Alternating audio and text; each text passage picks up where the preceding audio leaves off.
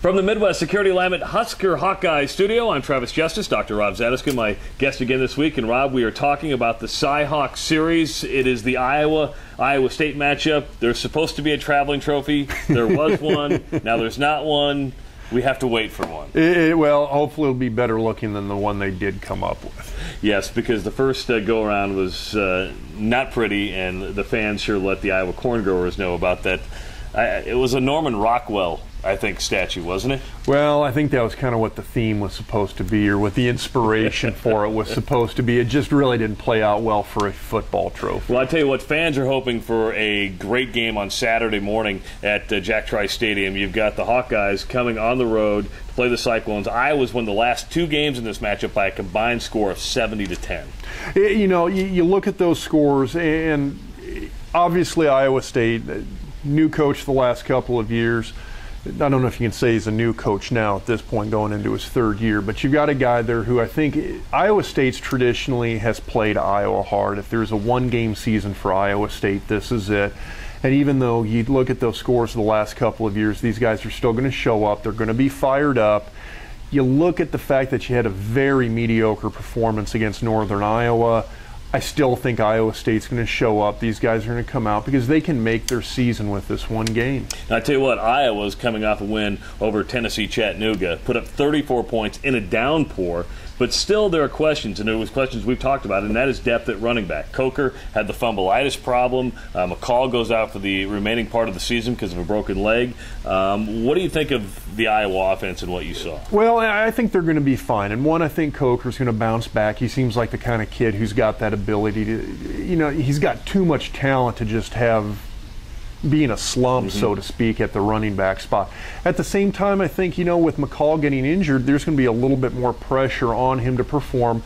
And you look how he did in that bowl game last year. I think he's the kind of guy who's going to react to that pressure. And when he gets a little bit of pressure on him, I think he's going to blossom a little bit, and I think he's going to be just fine. Now, if that running game doesn't get going for Iowa, if you look at Iowa State and some guys like Klein come out and have really good game on defense for Iowa State, and they're able to slow down Iowa's running attack.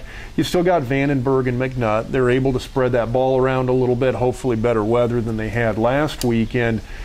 And they performed very well. I mean, you look at how they did in that rain. Vandenberg threw the ball very well. McNutt had a huge day. Iowa's offensive line did a very good job pass protecting.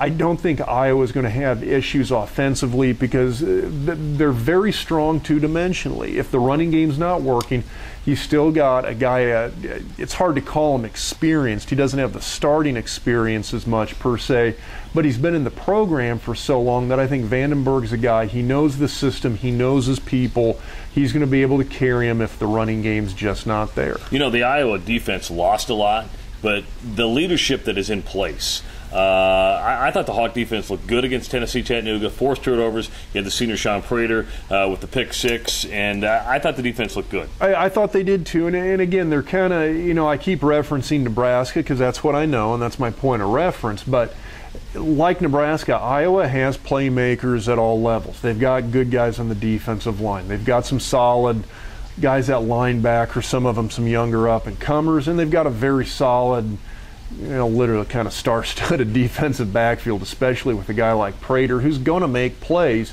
And so I wouldn't expect to see anything less out of Iowa's defense than what you saw last week.